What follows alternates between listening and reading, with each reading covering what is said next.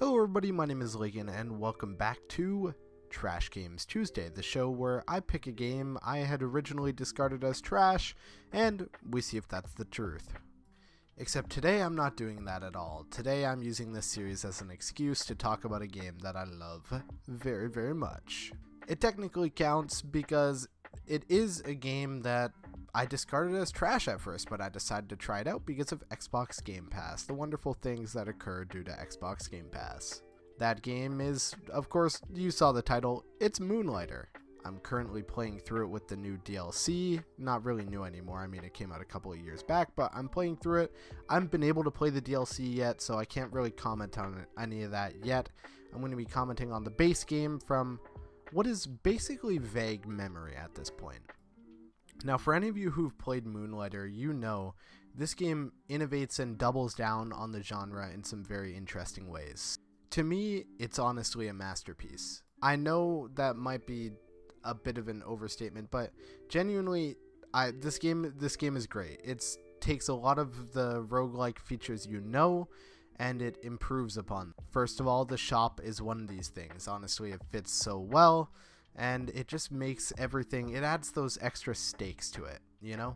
But let's start from the top. Most of the people who are here are going to be fans who are enraged by the title, but there also might be people here who don't know what Moonlighter is, so let me explain.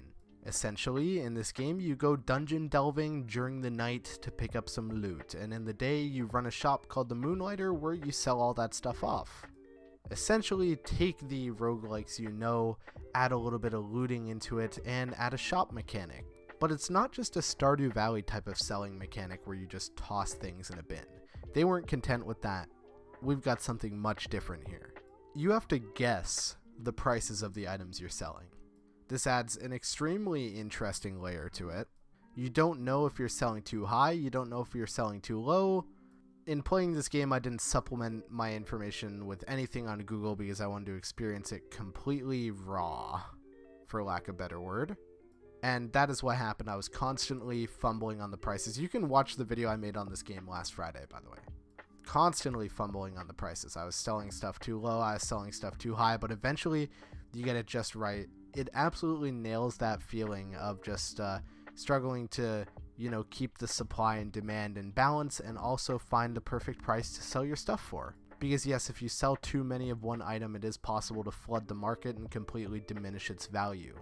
There's a lot of moving parts here with this shop system.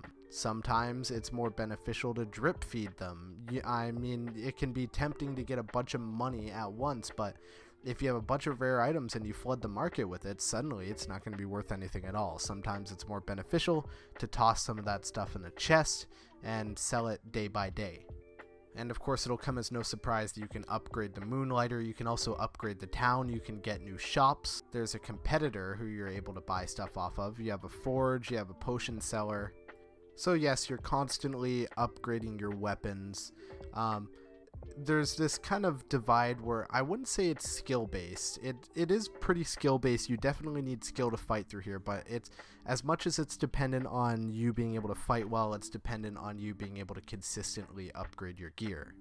And one thing I can say about Moonlighter negatively is I don't dig the potions, man.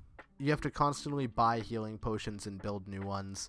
And for those of you who've played roguelikes, you know that this is just largely not a feature. And this game, I will say, it is the one design choice that just feels extremely redundant to me. I feel like games like these work a lot better if you just regen the potions every time you go into the dungeon.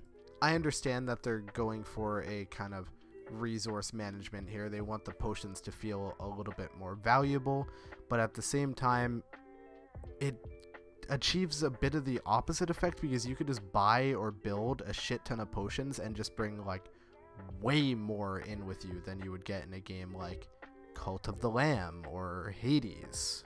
And so ultimately, yes, I do feel the way the potions work in this game easily one of the weakest aspects of basically just everything. The combat itself, you're not getting anything too special. You know exactly what to expect. You've got dodge rolls. You can hold two different weapons. So you can have a bow and a sword. You can have a great sword. You can be like Guts, essentially, just swinging that shit around. And there are challenging enemies here. Don't get me wrong, you will find challenging enemies, but it all feels satisfying. It's all responsive. Play this game on controller, by the way. 100% played on controller. And, you know, the art style, the art direction here is great. You know, it's a simple pixelated art style, but some of the character portraits are a bit more advanced. You have good music. You have a good protagonist. The protagonist here has a personality, he has a backstory, but it's nothing like what you would expect. He's no Zagreus, alright? But there is a protagonist here, and I dig him. You really get this feeling of just this kid who's really trying his best to live up to his parents' legacy and running the shop. The music is on point, it really undertones pretty much perfectly all of the scenes you might encounter, be it boss battles or just wandering peacefully through the streets in the nighttime. And of course, I would say that one of the best things about this game is the fact that you can get it for, I think, less than $10 when it's on sale, including the DLC and the soundtrack. Quite the steal, if I do say so myself. This isn't going to be too long of a Trash Games Tuesday episode, mainly because, of course, the game isn't trash. Moonlighter is one of my favorites in the genre. It's easily in my top 25 games that I've ever played.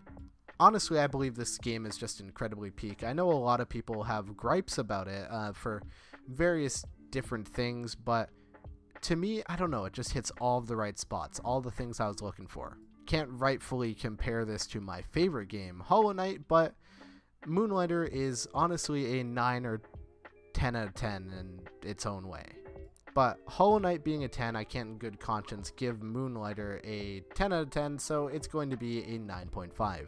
That's going to be all for this episode of Trash Games Tuesday. If you enjoyed, make sure to drop a like, comment down below, hit that subscribe button because only 3.5% of you are subscribed, and I'll see you next week. Ciao.